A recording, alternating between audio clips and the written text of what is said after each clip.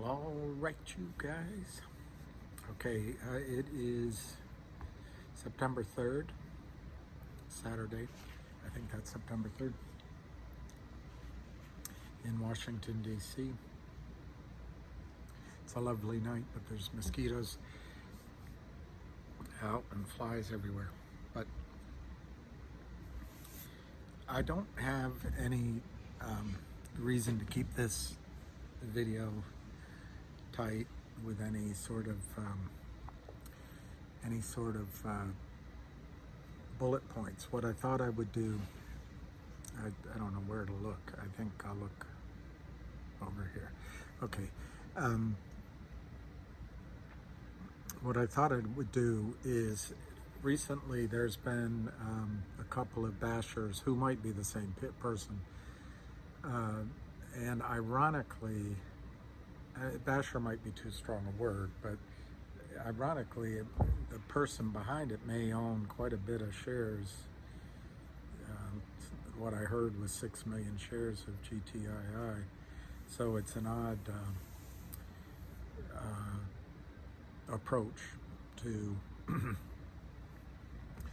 but it might be understandable. Maybe it's just frustration with how the stock price has gone. There's been silence from the Kramers,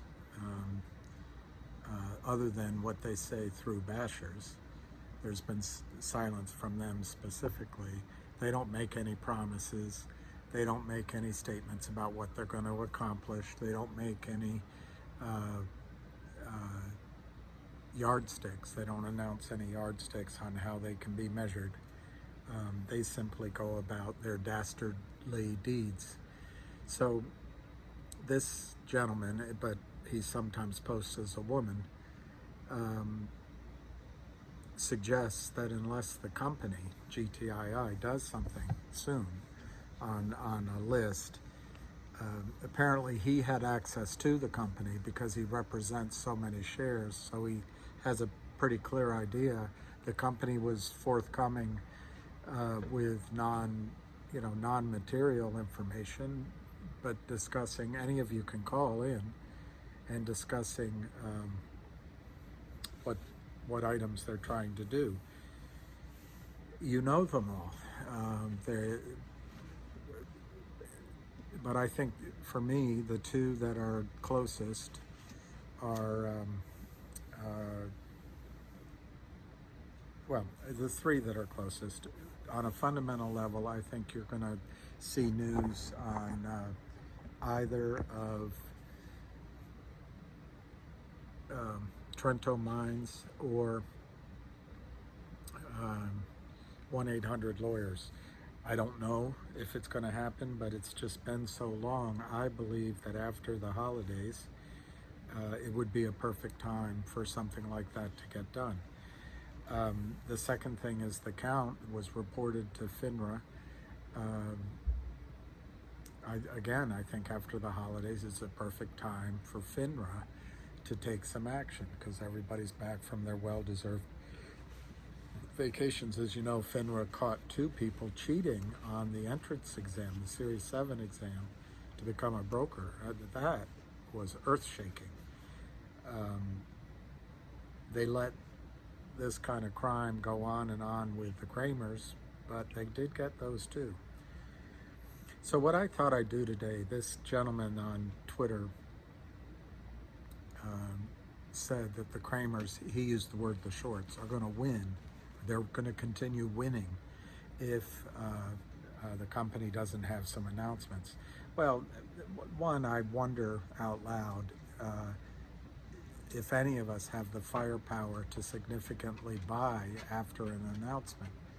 What we need to get into is the time where the brokerage firms cover the error, because they're in there committing the fraud with the Kramers. Right now, brokerage firms are committing fraud with the Kramers.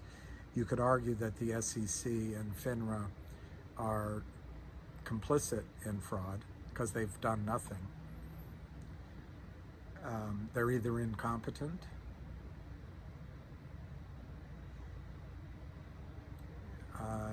don't care, don't know what they're doing, or they're letting it happen.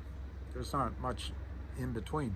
But the other thing is they might be busy, and they might be on holiday, again, well-deserved with those salaries and benefits, and having gone to several of the prestigious schools and donated to the, at the higher level, donated to the, mostly the Democratic Party.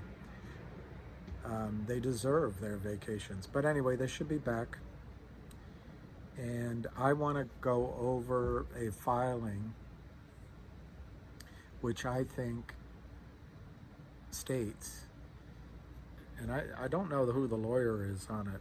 It doesn't say.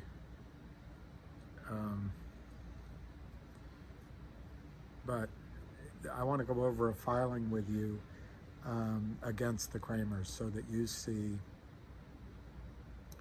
from a filing that the Kramers are not your friend. They're not good people, allegedly.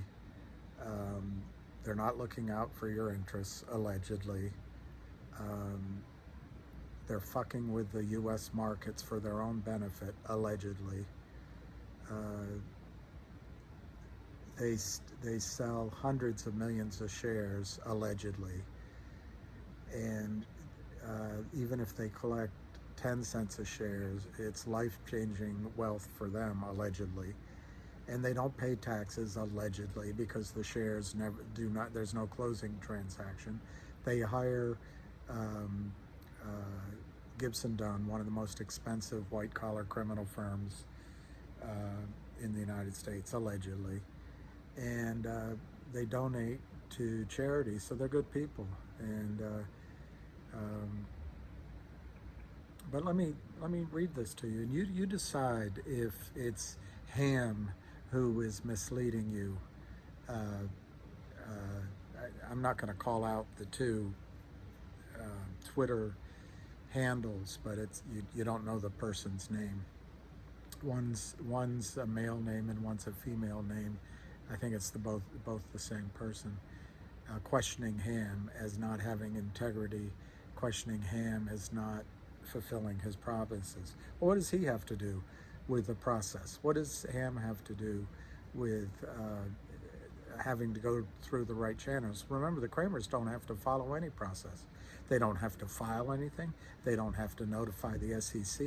They don't have to publicize anything. They don't have to actually go through the trouble of creating a financial document to create shares out of thin air. All they have to do is sell and sell and sell and sell and sell.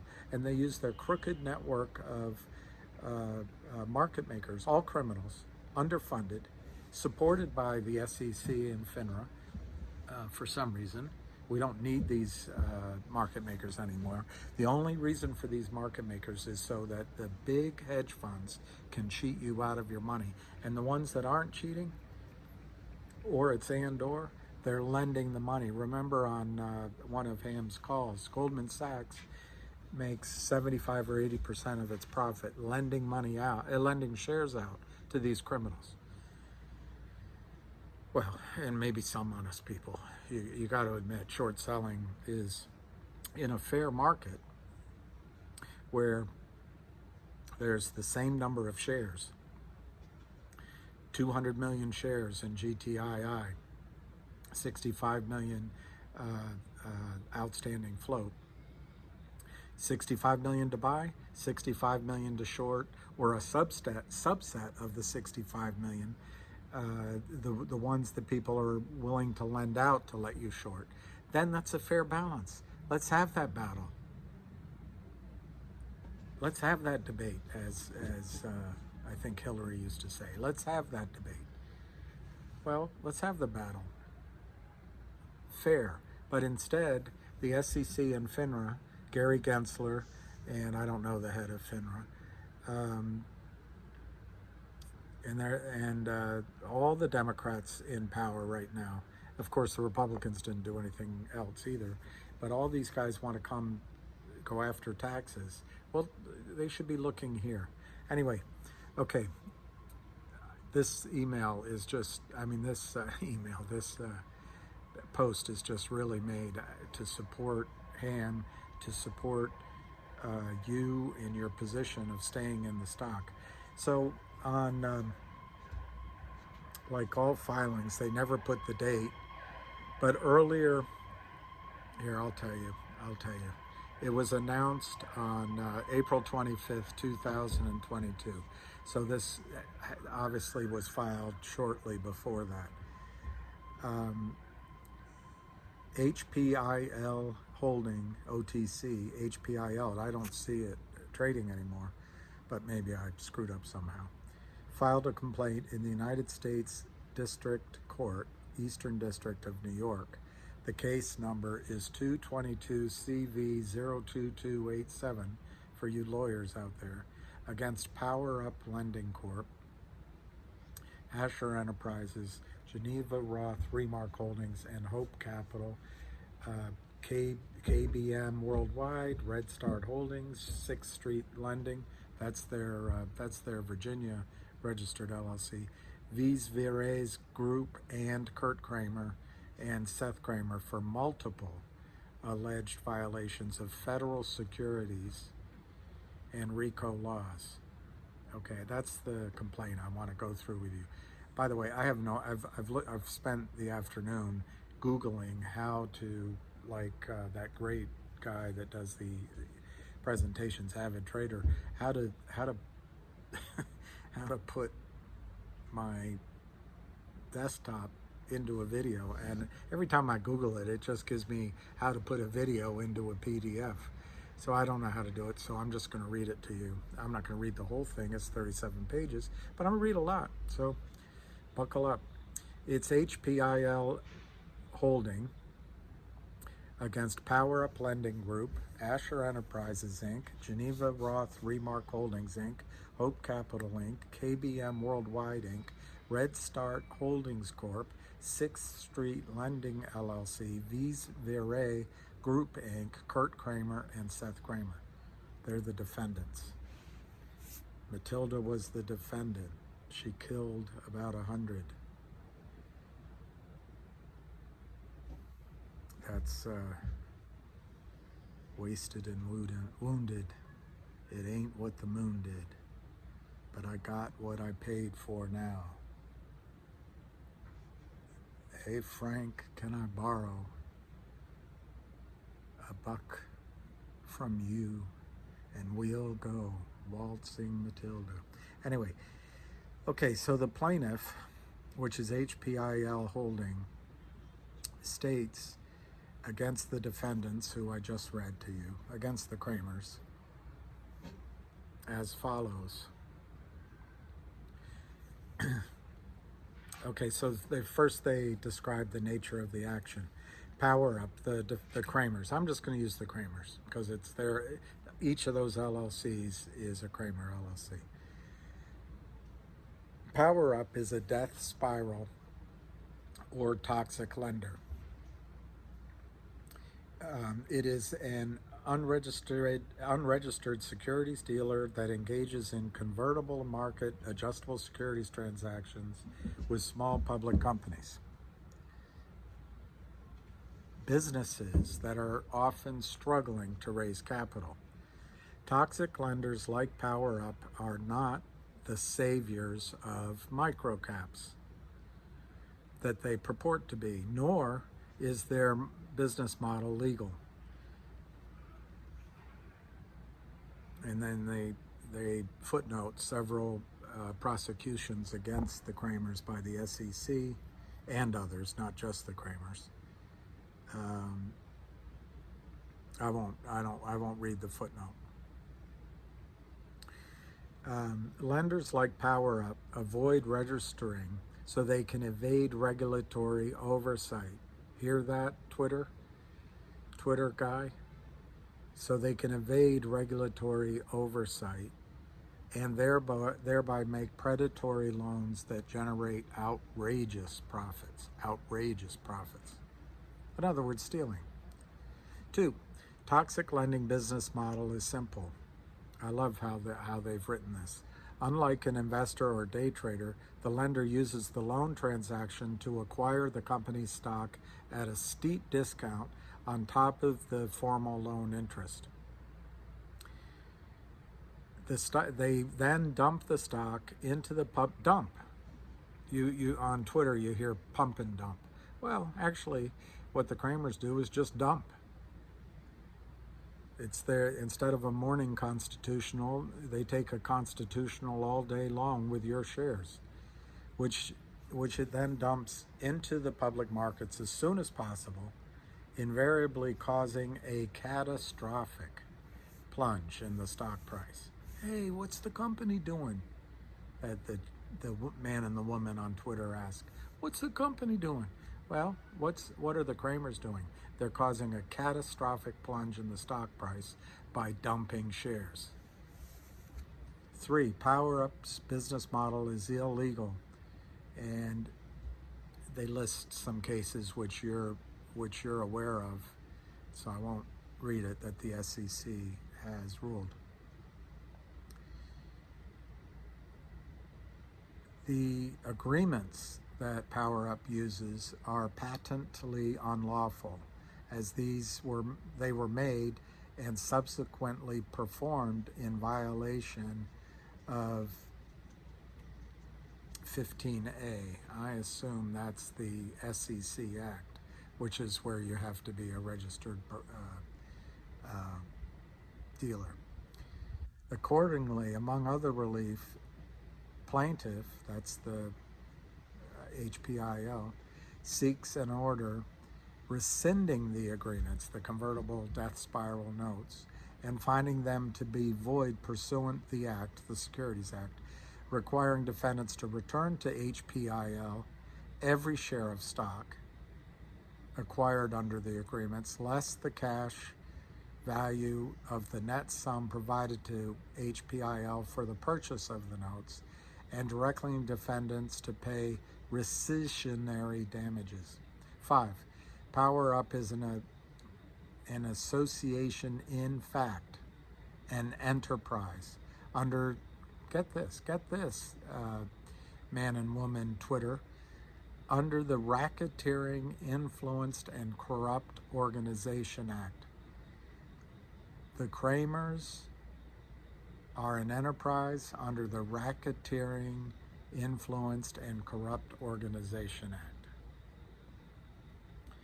which PowerUp, the Kramers, has engaged in the collection of unlawful debts at the direction and control of the PowerUp managers, Seth and Kurt Kramer, for the purpose of obtaining stock of the microcap companies to which it lends. 6, the loans created pursuant to the agreements are criminally usurious because they created charges in excess of the maximum enforceable rate of interest, which in New York is 25%, which is unheard of. They state the penal code. 7, the total interest rate of the loan, including the value of the market adjustable conversion discount, is 97%. So the man who is both a man and a woman on Twitter, the Kramers, who probably you're close to, made let me read the sentence again. The total interest rate of the loans, including the value of market adjustable conversion discount, is 97% on the February 2017 note, 140% on the August 2017 note, and the October note. The maximum rate of interest charged allowed is 25%. So the Kramers, by dumping and dumping and dumping, are making over 100% on each note, according to this calculation, while you complain about what is the company doing. 8, the plaintiff is seeking treble damages under RICO. I won't read it to you. The jurisdiction is this court in New York. The plaintiff is out of Canada, Vancouver, Canada, and then the Kramers are at 111 Great Neck Road, Suite 215, Suite 214. They're buddies down the hall. Great Neck, New York, 11021.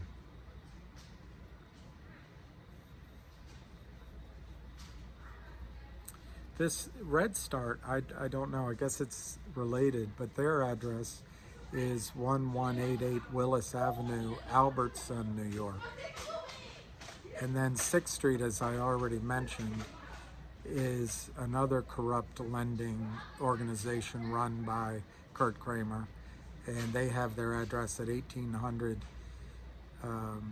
Diagonal Road, Suite 623, Alexandria, Virginia, just over the river from me, 22314.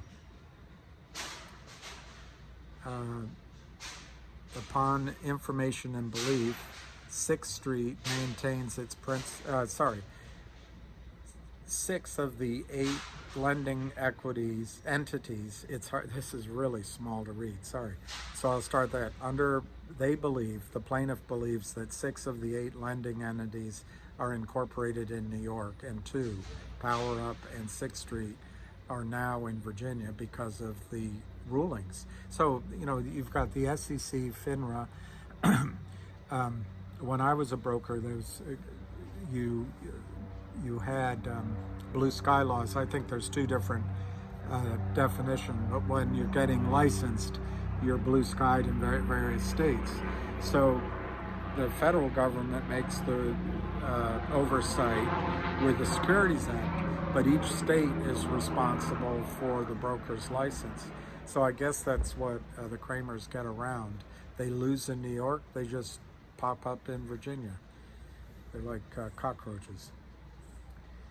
Kurt Kramer is a permanent resident of New York.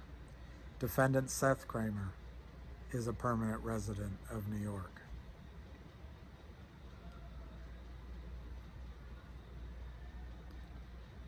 Okay. They go on to talk about governing law. They point out that the application of Virginia law to this case would violate fundamental rulings over 300 years. So I'm not going to go through that argument. I will say that they point out that the parties, the Canadian company HPIL, and the Kramers negotiated all the documents in the Kramers' New York offices, got the phone calls from the New York offices, probably from Charlie Mayo as well. Okay, now is the factual allegations. Number 25, I guess they go by sentences. So now under this heading, I'll go by the Roman numeral 1. The Power Up enterprise is an ongoing association, in fact, consisting of Power Up, Asher, Geneva Roth, Hope, KBM, Vis Veres, Red Start, and 6th Street, with apparent relationships among the defendants as depicted in the figure below. What they show is they show Power Up on the top, 6th Street on the bottom, which I guess are both Virginia, and then on each side they show Geneva Roth, V. Veres, Asher, KBM, Hope, and Red Start. In the middle, in 2 circles, they have the Dastardly Duo of Kurt Kramer and Seth Kramer. Their mother must be proud of them. I don't know where they went to school. They probably excelled in high school, and their mother must be proud of them. The Power Up enterprise makes loans, including the loans in this case, for the purpose of obtaining stock of the micro-cap companies to which it lends. The plaintiff believes Power Up has made loans to other issuers that violate New York's laws and the RICO laws. Okay, now number 2, they talk about the business model. So, you know, you go back to the guy on Twitter that posts as a woman and a man and owns 6 million shares of GTII. This is the business model of the shorts, the Kramers, who you say are winning. The defendants target financially strapped issuers in need of capital. That's absolutely correct. Upon belief, information and belief, defendants position themselves to take advantage of issuers' vulnerable financial conditions to negotiate highly favorable terms. That is saying it nicely. I'm not going to say it every time. Everything in here is upon information and belief. Defendants obtain all of the stock directly from the issuers through note conversions. As you know, they also sell stock that doesn't exist. It just doesn't exist. As opposed to purchasing it in the open market like a trader. So they don't even have to trade.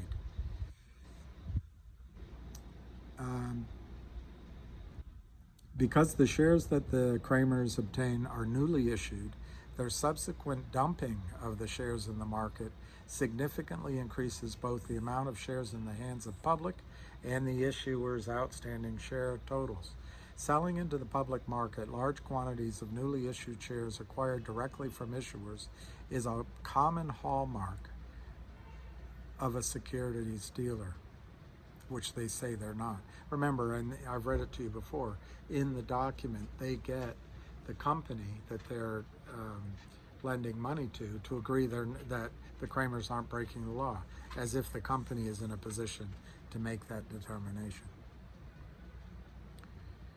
Okay, in addition to reaping gains from the spread between the discount and the market price, the defendants negotiate added considerations such as upfront stock purchase warrants, and compensation for fees and costs. And then this sentence says it all. The defendants convert promissory note debt into newly issued shares of common stock at a substantial discount. The defendant's business model exploits the tacking provisions of SEC Rule 144 by holding only the promissory notes, which are payable absolutely and carry no investment risk, for 6 months. Upon conversion of the notes into stock, defendants do not assume any economic risks of stock ownership. They immediately sell the stock to reap the spread between the discount and the market price. Now this is written by a lawyer, coming from a guy that is very naive. This is naive. The Kramers, in my judgment, start selling the stock even before this note is created, so that the money they lend is money they got out of the stock market by selling these shares. Remember, companies have to go through all sorts of hoops to issue new shares. And in the case of these small stocks, the major brokerage firms won't even let their clients buy the shares. So the Kramers do, in a way, are facilitating the SEC, FINRA, and the big brokerage firms have made it nearly impossible for small companies to raise money in size through the normal channels. So in step the Kramers, and the Kramers do it for them. But they do it illegally, and they start selling the stock beforehand that doesn't exist. Then they sign the note, and then they put this evil formula into the note. They keep selling and keep selling, and they keep selling afterward. Then they convert, just as this says here, but they keep selling. They keep selling. They just destroy. They do not have repeat business. The value of the conversion discount at the time of entering into these transactions is a component of interest under New York state law that must be considered when calculating the true interest rate. Defendants time their conversions and sales to comply with the holding period under 144. I think that's naive. I think the defendants just sell. at any time. They have market makers that'll do it for them. Defendants generally wait either 6 months or 1 year. Don't believe that. See, this is where lawyers have to have everything entered into their head as evidence and fact when it's in the trading patterns that somebody is shorting the stock. No one would short these piece of shit stocks other than the Kramers who have a note. But to a lawyer, you can't prove that, so they have to write it this way. But I mean, maybe there's some shorting going on by market makers each day because they know the weight of Kramers selling is always backing them up. But in general, it's the Kramers, in this stock anyway, that are selling. The convertible notes that the defendants buy and or solicit from the issuers have allowed them to acquire no fewer, listen to this, man, woman, Twitter guy, acquire no fewer than 1 billion shares of newly issued stock at a substantial discount, typically 25 to 50% below the lowest trading price for the issuer's common stock during the valuation period of 20 trading days preceding the date of conversion request. I read one to you that it was priced just for the lowest 3 days out of the previous 10 trading days. So look at what they do. They sell. If the stock's at, I'm making it up, at $5 before they enter into this note, the Kramers start selling at 5 before the note's created. By the time the note's created, the stock's at 4. They already have a profit. They're giving money to the plaintiff. They've already got a bit of a profit on it. They keep selling, and then but why? Because they're selling at 4, then 3, then 2, and by the time it gets down to 1, they get a discount off of 1. So it's in their incentive to just start selling stocks that do not exist. Instead of converting all of the debt into stock at once, defendants usually send multiple conversion notices for each convertible note. Of course, the reason why they do this is because they never put up their own money. They're only putting up money for stock they've sold. Either they've marked the ticket long instead of short, but they've sold it in these different LLCs. Then they take that money out, whatever amount they're allowed to take out by their prime broker, and go get some stock from it. They never put up their own money. They're squirreling away their own money and illicit gains in their homes and their wife's jewelry and their wife's gold.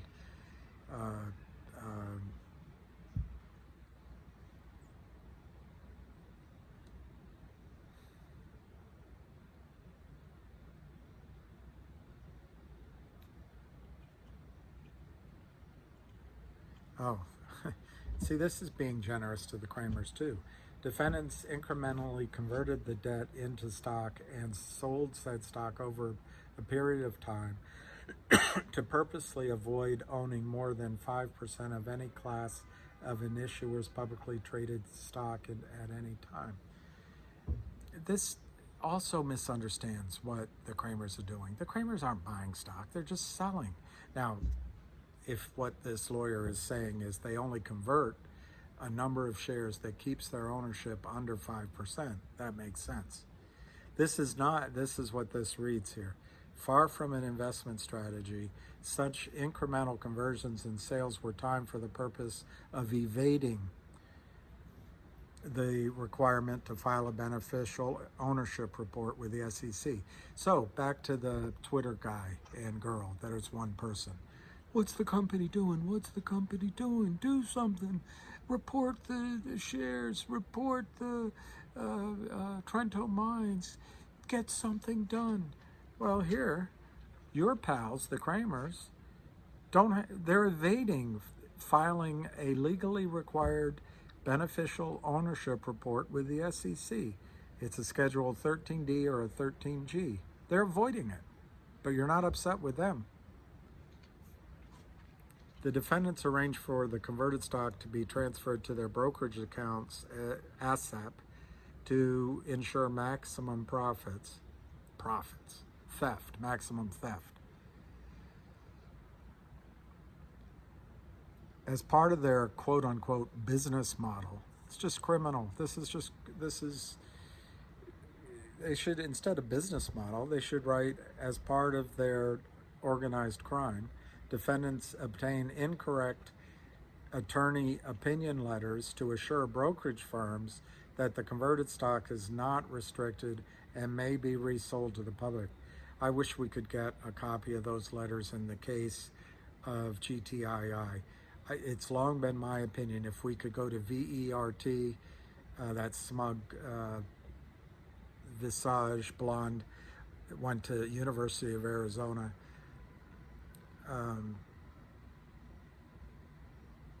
It was very easy to get into for him and probably very difficult to get out of.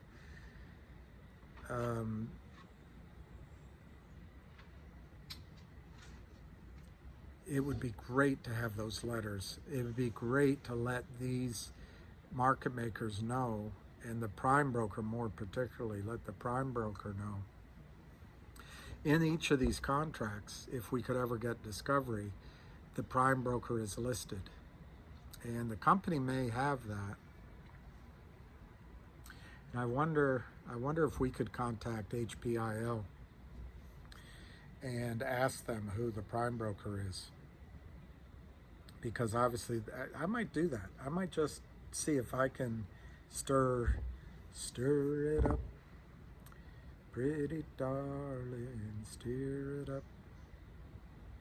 I'm going to find out about that, because if we can get to the prime brokers and let them know that the Kramers are selling stock that is not free to trade, they might stop taking the orders. Okay.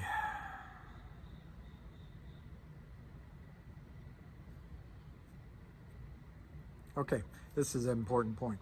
Through an affiliated person, entity, or contractor acting at the Kramers' discretion, the defendants personally or through these people use telephones and internet to place sell orders. Sales are made through brokers. This violates state lines. It's wire fraud, and it violates, it's a crime that crosses state lines. Defendants have generally sold only as much as the market will bear. What's that, all the way down to zero? Is that the definition of what the market will bear? Often staggering their sales over a short period of time instead of all at once. See, lawyers, as much as you love lawyers, they don't get it. They cannot believe the criminality. A lawyer wants to assume there's gentlemen on the other side of the table from him. But the Kramers just sell.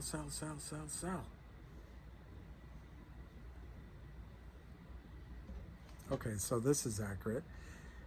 Defendants' practice is to sell the shares they have acquired in a conversion continuously on a daily or near daily. It's daily until they have sold all of their shares in the market. This is why the courts don't get what's going on.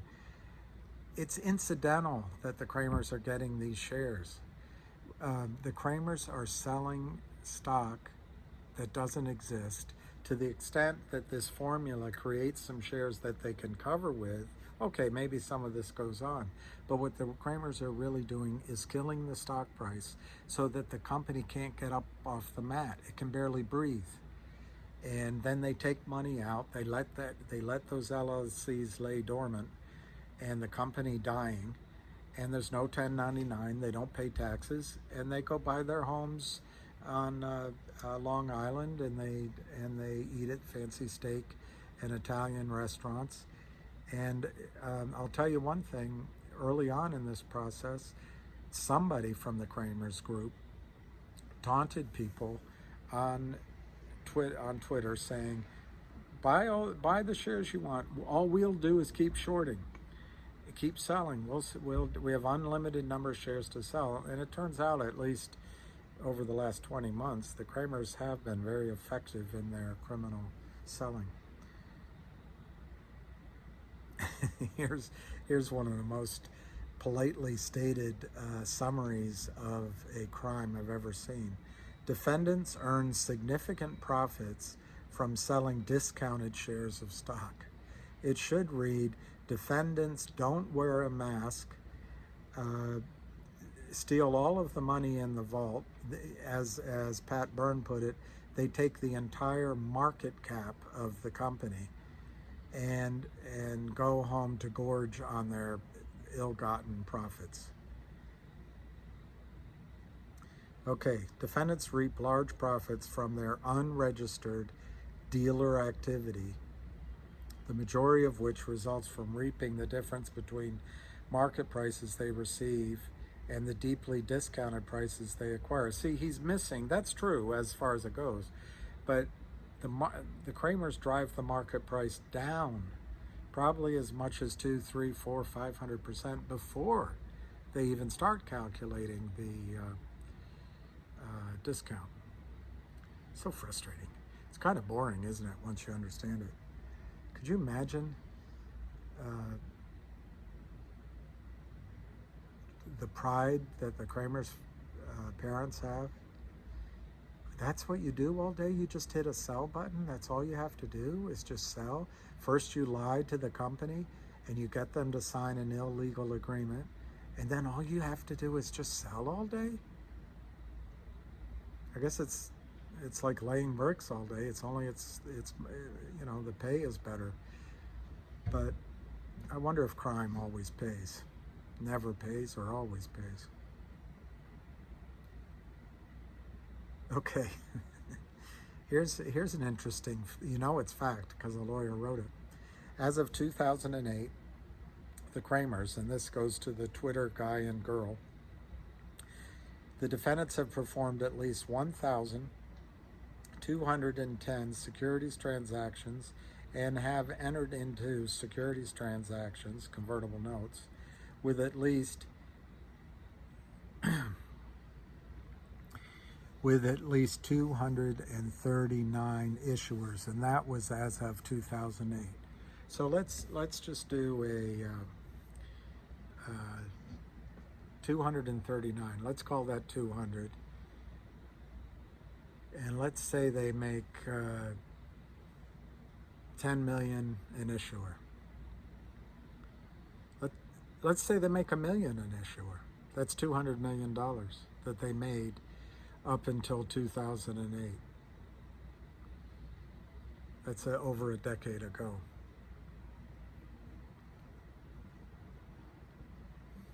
It makes me so sick. The country is struggling. Blue-collar people are struggling. Waiters and waitresses are struggling. The police aren't even supported anymore. Soldiers go off to fight endless, ill-defined wars. And these criminals are taking hundreds of millions of dollars out of the market, putting banks at risk, which then are backed up by the taxpayers, and congressmen and the SEC don't even give a FUCK. Do you hear that? 239 various issuers as of 2008.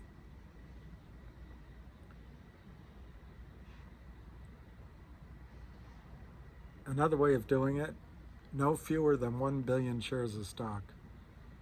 So on 1 billion shares of stock, if you assume they got 25 cents a share net, it's $250 million. To that guy that owns 6 million shares of GTII and behaves like a basher and quotes under a woman and a man's name. It doesn't bother you that the Kramers, through 2008, made $250 million on my little Mickey Mouse arithmetic here? Might have made more. And then more than a decade has gone by, so they may have made $500 million. They may be billionaires collectively. It's all theft. And Mr. and Mrs. Kramer, your sons are criminals. It doesn't matter how many gifts they buy you. Okay, defendants have generated tens of millions of dollars in gross stock sale proceeds. Blah, blah. All relevant times, none of the defendants, none of the Kramers were registered as a securities dealer with the SEC or with FINRA. Kurt Kramer was registered as a broker with the financial industry between 1998 and 2002. His license was terminated in July of 2002.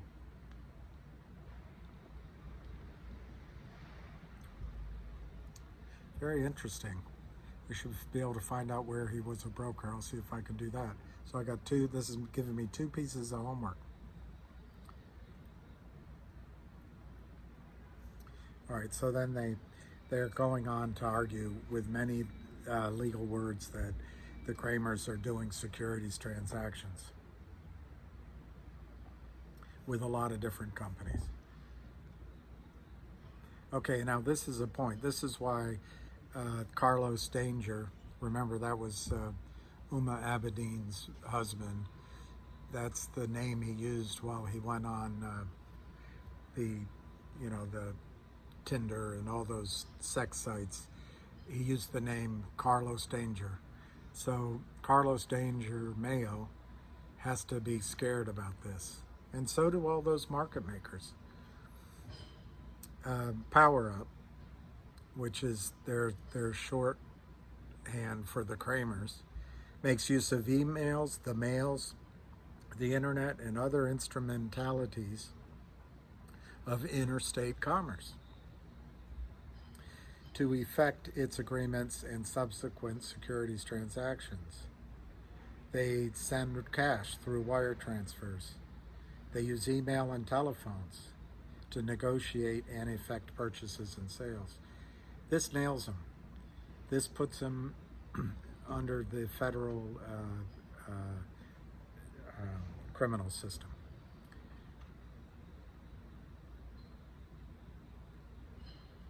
By failing to comply, the Kramers purposely operate under the radar to avoid, remember, the company better do this, this, this, and this. Well, what about the Kramers? The Kramers avoid important legal and regulatory oversight by the SEC and FINRA. So the company is doing everything by the book with SEC and FINRA. The Kramers are not, and you're mad at the company.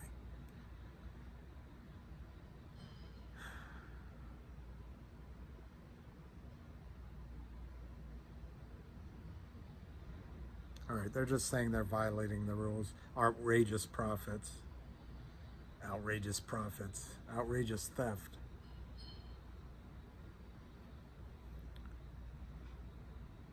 Ah, that's an interesting point I never thought of. Registration as a securities dealer with the SEC oversight would prevent the Kramers from utilizing Rule 144 tacking provisions. Very interesting. In other words, it doesn't matter though. The Kramers, the lawyer thinks they follow what they don't follow any of the other rules. Why would they follow the rules of the 6-month registration statement? Doesn't make any sense. That's the problem with lawyers. They don't intuit. It's all got to be evidence, and if it's not evidence, that's like the single bullet theory. The lawyer from Pennsylvania, the senator, Arlen Specter, comes up with a single bullet theory. I guess that's all the evidence he had, but it doesn't make any sense.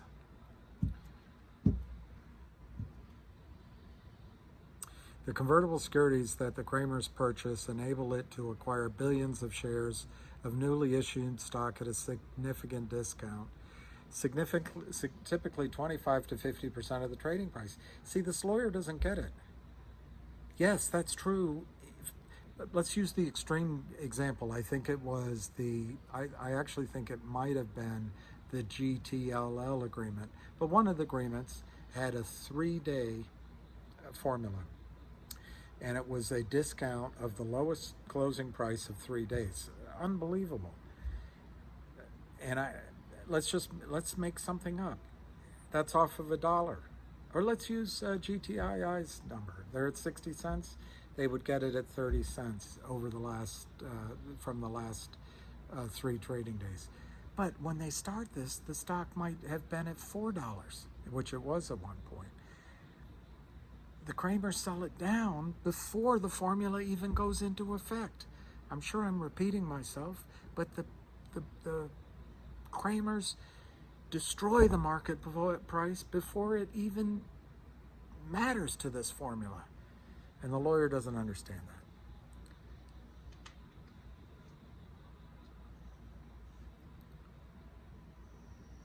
Okay, then he goes on to talk about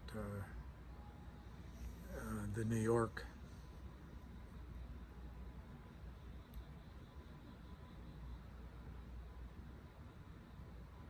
Okay, middle of the page. New York Court of Appeals has recently held that for securities of this type, the value conveyed by the fixed conversion discount must be included in the calculation of interest.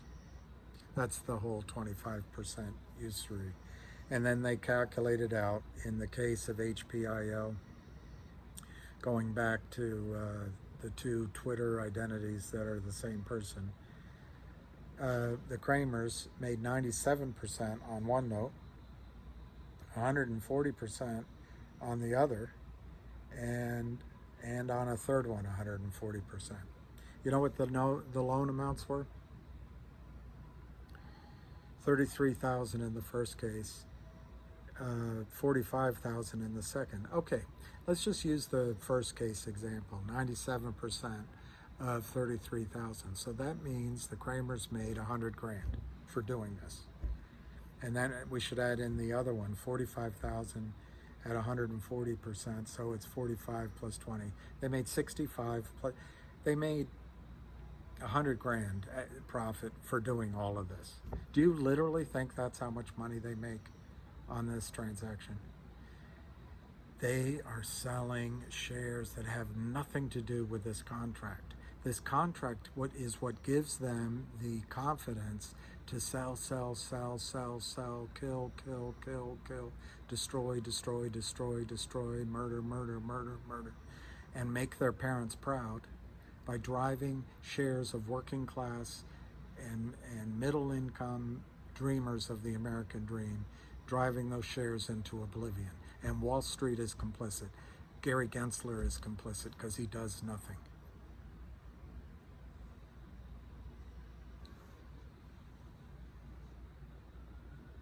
Oh, okay, they totaled it here. The agreements provided the Kramers with an aggregate interest rate of almost 400%, 377% on loans just totaling 113,000. So let's use that. Let's call it 100. Let's call it 400%. So it's 400,000 made. Do you really believe the Kramers did this for 400,000? No, they sold tens of millions of shares. I don't have the exact record, but if you do it based on GTII or any of the others, I looked it up and I couldn't get any company to show up on HPIL. I didn't go through every website, so I guess I should do that tomorrow. But the point is, the lawyer is only getting what the lawyer sees. He doesn't see what's happening in the trading markets behind this contract.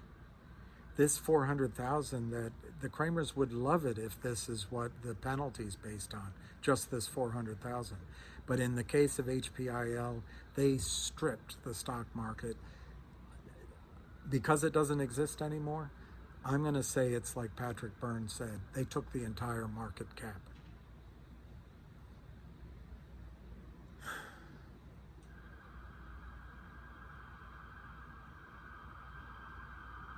Then they go through how many conversions and how many shares. In this case, it was 2.4 billion shares, 2,356,039,568 to be exact. So the man and the woman, the same person on Twitter, this doesn't bug you? The company better release the count. Otherwise the Kramers are going to win. Well, it's just crime. It's just crime. This is interesting.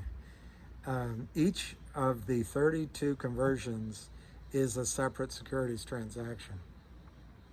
So I don't know what the minimum sentencing is for violating making one securities transaction that's a fraudulent violation of the Securities Act. But let's say each transaction gets a year. So Carlos Danger is looking at 32 years in jail just based on that at a minimum. And he's still being loyal to the Kramers? I think he should look in the mirror and notice what's different about himself versus the Kramers. Who do you think when the going gets tough? My dad used to have a saying, blood runs thick. Family, blood runs thick, but money runs thicker. And I'm not even sure the Kramers are going to stick together, but I guarantee you they'll turn on Carlos Danger. So they go through the numbers and the amounts, and they come up with a net profit here of $800,000. The lawyer does. I just want to emphasize the lawyer doesn't understand what the lawyer is writing. What he or she is writing is what the contract says and what the notifications for conversion were. But this is camouflage for what the Kramers are really doing and selling. Now, I could be wrong on any one issuance. Maybe that's all they got. But this is what the penalty will be based on, $800,000.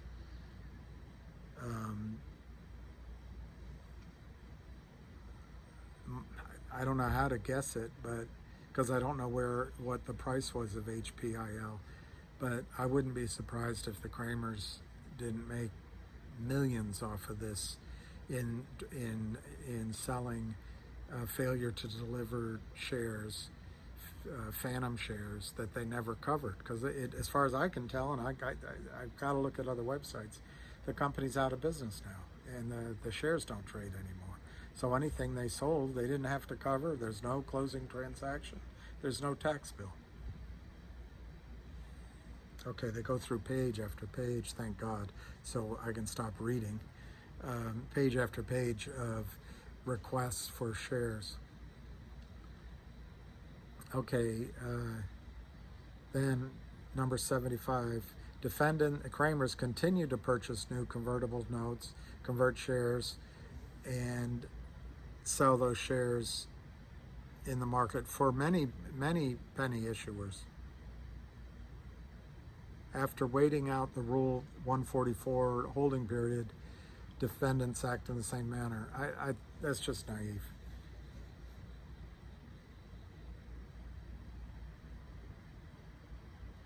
That's interesting. I got to look that up. The defendants have sold stock that did not meet any of the exemptions from the definition of a penny stock. They list all of them, and I'm not going to bore you. I don't know. There's 1, 2, 3, 4, 5, 6 sections.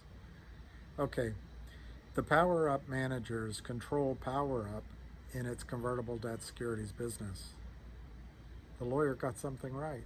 Seth and Kurt Kramer are brothers who work together to provide convertible loans to microcap companies and are not brothers to Carlos Danger. Carlos, you better go protect yourself. In 2013, I've read this to you before, but here they have it. Kurt and 3 of his associated firms agreed to pay a $1.4 million civil fine, which is just peanuts compared to what they make, to settle charges that, quote, he violated the federal securities laws when they purchased millions of shares in a pair of microcap companies and failed to register them before they were resold to investors for sizable profits, unquote. As a result of the SEC's order in connection with this settlement, Kurt Kramer is subject to the bad actor disqualification provisions in SEC Rule 506. In 2011, Seth Kramer agreed to pay $1.2 million civil fine in connection with civil charges by the U.S. Attorney for the Southern District of New York that he and his co-defendants engaged in mortgage fraud.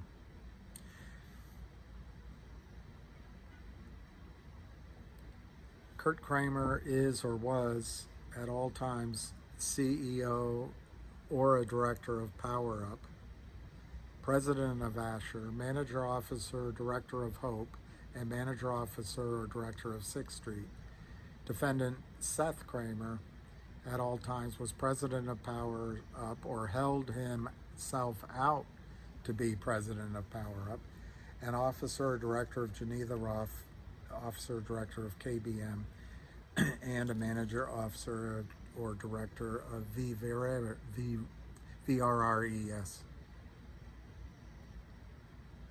Very interesting. I've seen this name before. Red Start is managed by Greg Solomon, an employee or independent contractor of PowerUp. I've seen that name in other lawsuits, so that's one of their criminal friends.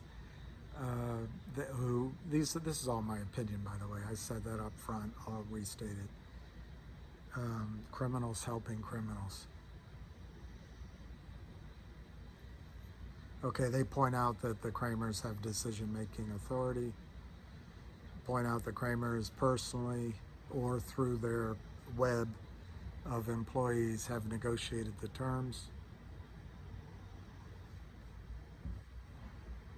They possessed and exercised control over PowerUp and all the other LLCs. The Kurt and Seth negotiated the terms. They're the sole persons with the power to direct, authorize, and compel, enter into, convert, and sell. See, this is where the lawyers outsmart me. I get all worked up on this intellectual other things I told you about. Not that it's particularly intellectual, but it's not relevant. What they're doing right here, these lawyers are nailing them because they're using the contracts and their actions under the conversion of the contracts to show that these guys defrauded the SEC, FINRA, the markets under the Securities Act, which it's going to land them in jail. But remember, these guys are rich. They hired Gibson Dunn. There's no reason why they should go to jail in their mind. But okay, this one would interest him. The PowerUp managers, Seth and Kurt Kramer, conspired to collect the unlawful debts alleged herein. This is that Gretchen Morgeson article all over again. They engaged in the collections of unlawful debts as alleged above. So, the Kramers intended to engage in the violations of RICO alleged herein with actual knowledge of their illegal activities, of their own illegal activities and their employees. There is no legitimate business purpose served by the manager's creation and maintenance of 8 separate lending entities in this case, each of which engages in the same lending activities.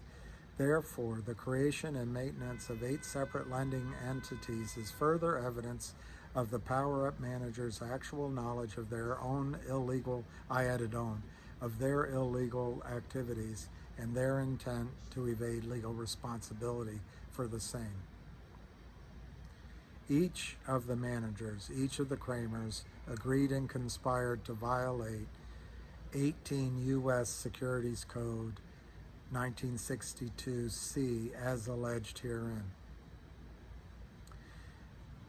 No shit, Sherlock.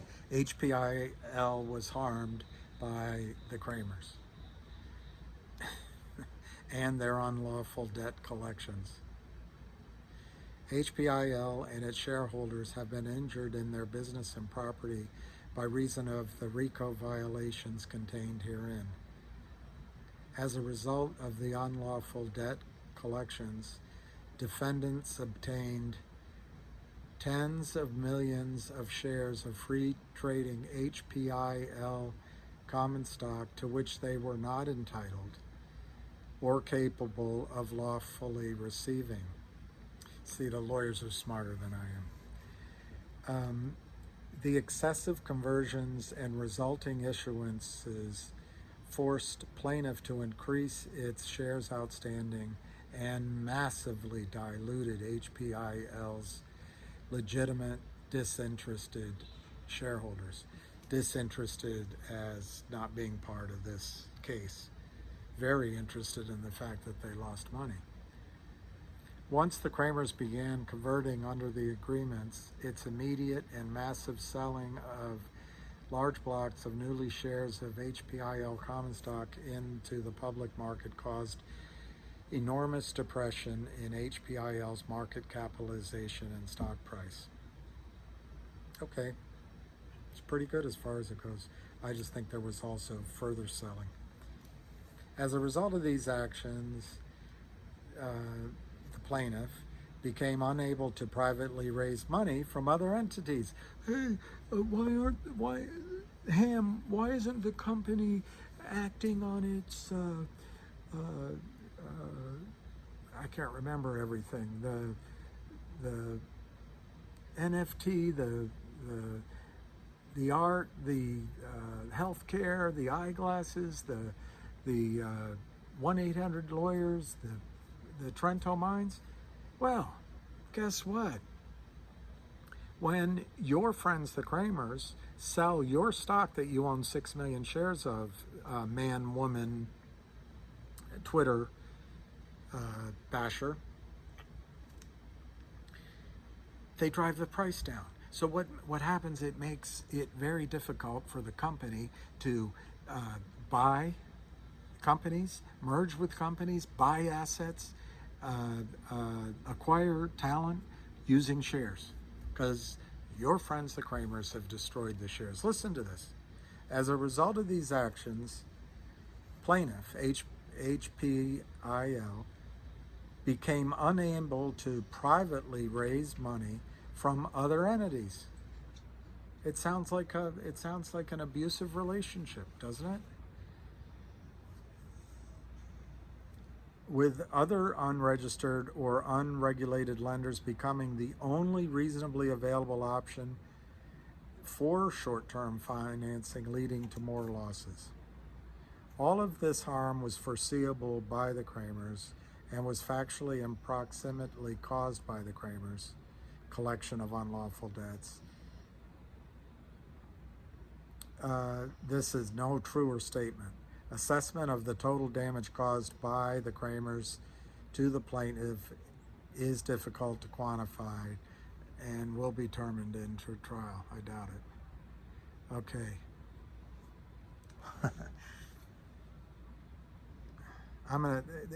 They've got about 10 more pages, and it starts out causes of action, count one. Plaintiff reiterates and realleges each and every allegation that they've already said.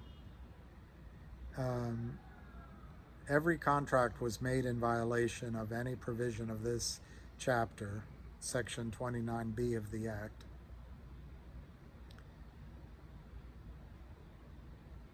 It's all about the securities dealer, interstate. This is stuff we talked about. That's count one. and basically summarized with the agreements were unlawfully made. Count 2, the rescission pursuant to the act, and etc. And they reallege everything I just read through, and I didn't read. I'll post it on Twitter. I, of course, didn't read it as efficiently as your own eyes, but every contract were performed in violation of Section 15 of the Act, which prohibits unregistered dealers from using any means of interstate commerce to effect transactions in securities. That's count 2. Power Up, the Kramers. Power Up is a securities dealer within the meaning of the Act. Power Up is engaged in the business of buying and selling securities for its own account. Power Up purchased and sold HPIL securities. Power Up is not registered properly with the SEC.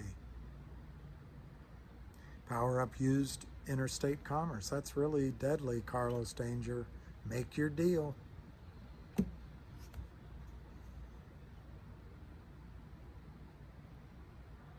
I don't know what contractual privity is. As party to the agreements, HPIL is in contractual privity with Power Up. They're in a privy with Power Up, but I don't know what privity is.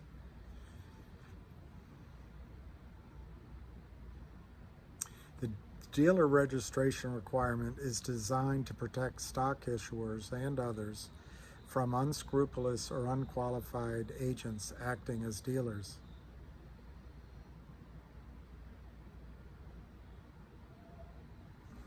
Okay, count 3. Violation of Code 20A of the Act. Control persons. They reallege everything that we've already talked. Defendants Kurt and Seth Kramer did not act in good faith. I think that'll be the title of this video if I put it up. What an understatement. Wrongful conduct. Induced the acts and conduct that constitute violation of the federal securities laws. Count 4.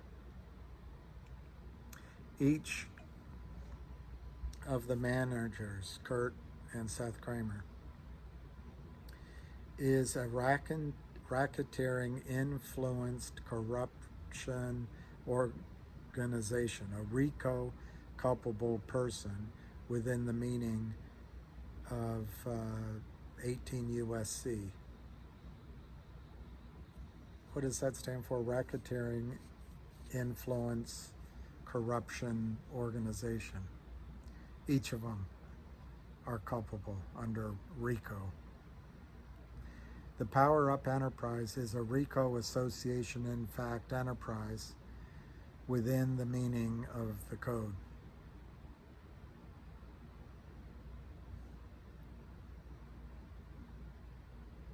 Collecting unlawful debt. Attempting to collect unlawful debt.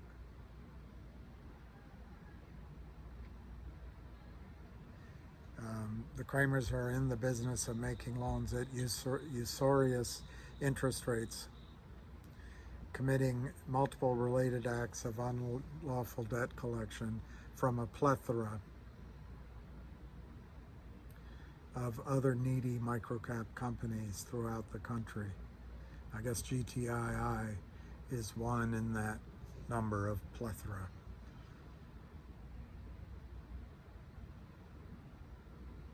The activities of Power Up Enterprise, which inter alia loaned money to corporations nationwide, affected interstate commerce.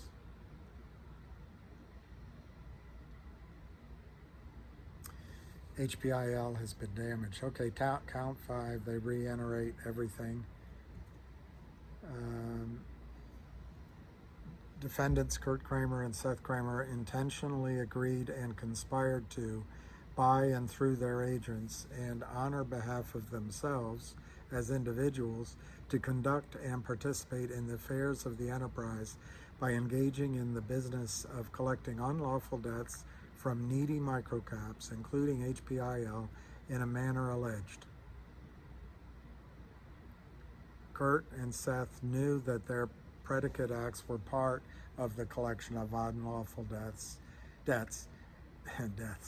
and nonetheless agreed to the commission of these acts to further the schemes described above.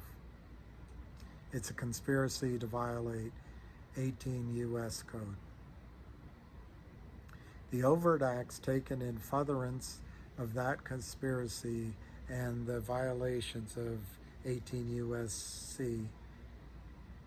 have injured HPIL in its business and property because, among other things, its market capitalization has been significantly decreased or obliterated.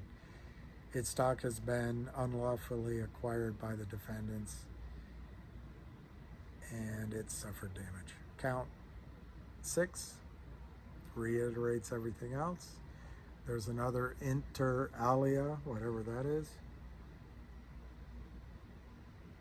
I guess that's all and together. I don't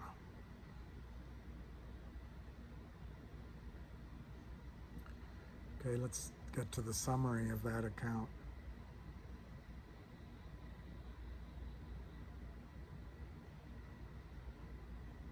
The defendants have unjustly retained the benefits of having violated the federal securities laws and RICO at the expense of HPIL and its shareholders. The defendants have been unjustly enriched. That could be a good title too. I've got 2 potential titles. Count 7 reiterates everything before.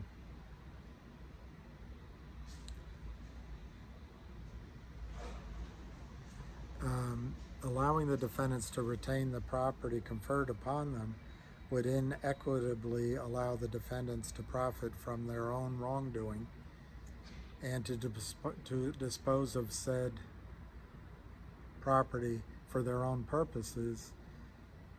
I love this. These lawyers are smart. I was going to ask this question of you. Let me start that over again. I love this.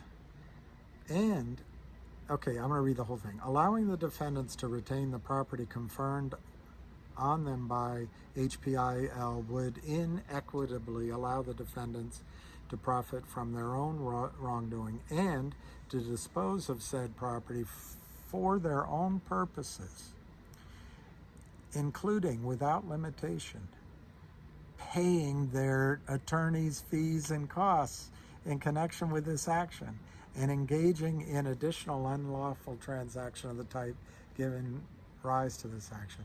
I sent an email to Gibson Dunn and I asked, is it lawful to get paid by the fruit of a poison tree? Turns out I didn't know what the term I was using meant. The fruit of a poison tree refers to evidence. So apparently it's when, someone breaks into Donald Trump's house under a false permission and then takes boxes out that have nothing to do with it. You could argue that is poisoned. That's a poison tree, so those boxes are poisoned. The evidence in them are poisoned. You can't use it. Well, what I was really asking is, can a thief pay his attorney with stolen funds? That's all I was asking. Well, right here, including without limitation paying their attorney's fees and costs. Wouldn't that be something? Wouldn't that be something if the court tells Gibson Dunn to regurgitate all of the fees the Kramers have paid him? That's how I'm reading it. Okay, here's the prayer for relief.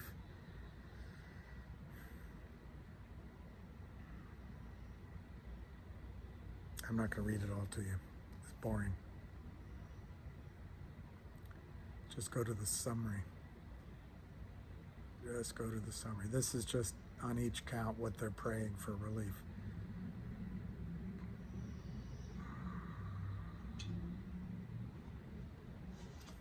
Ah, there's the law firm. So they're good. The Basile law firm. Eric Benzenberg, Jericho, New York. I think they put a lot of good stuff in here. This Eric Benzenberg did a good job. I think he's wrapped it up very nicely. I hesitate to look at the time, an hour and 20 minutes. Well, if any of you are still with me, I may or may not post this, but my goal here was to counteract this idea on Twitter that the Kramers are winning. They're not winning anything. They're just delaying the inevitable by selling more shares and keeping the price down. That's not real price discovery. It's fake. And as soon as one, they're told to stop it, two, they're in jail, or both, that selling goes away. Three, if some fundamentals come in and add earnings and cash flow, the stock isn't going to zero. And then, as Hamster always said, everything they sold has to be bought back. And we're all watching. We're all watching Gary Gensler. We're, as Katrina Vanda Hoovel said, who I actually admire her. She's very smart. And her husband, he died. I really admire him, Stephen Cohen.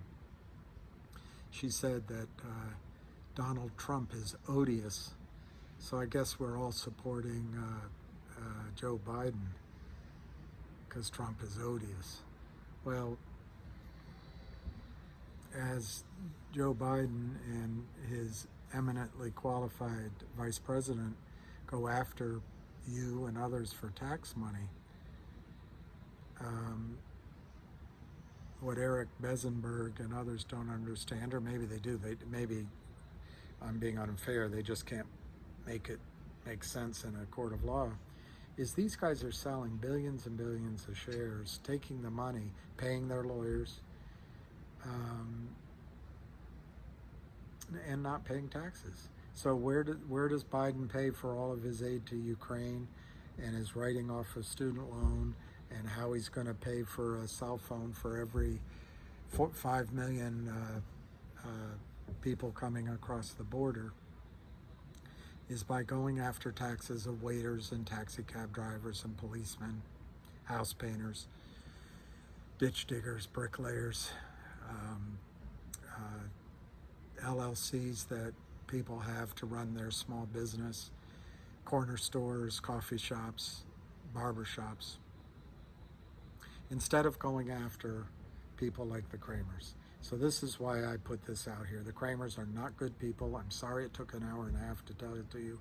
I will post this on Twitter. You can probably read it in 15 minutes. But it was a little bit cathartic to go through it and realize that the bashers are just as bad as the Kramers. And if you want to make friends with the bashers, go to it. But everything I read here shows that the Kramers are in real trouble, real effing trouble. And I wish I could give you, if the glove doesn't fit, you must acquit ending, but I can't. But I can tell you, after the vacation, the regulatory agencies, this court case, potential fundamental news, and that warrant that you potentially go through. You could have a really hot first couple of weeks of September for the stock in GTII. And then remember, the overall background of the market is one of real problems with liquidity. On the last video, I said it incorrectly, but Ken Griffin raised $650 million, and there's rumors that he's in trouble. Leverage works both ways. You're a genius with margin and leverage when stocks are going up, or in their case, down. But when the market tightens up, leverage can go against you and make you look completely foolish. The key is that if people like Vert and others have been extended equity credit by the prime brokers, the prime brokers are feeling a squeeze. So they're gonna close out these transactions. So there's a lot of things lining up by October to close this out. And remember, be careful with October. And I'll do another video on your overall goals. But for now, an hour and 25 minutes, you're gonna kill me. That was my review of case number 222CV02287, filed by the Bastille law firm against the Kramers. And bravo to the Bastille law firm. So with my good faith to you and my extension of hope that we all stand strong and benefit from this, I appreciate that you listened, and I wish you all the best. Good night.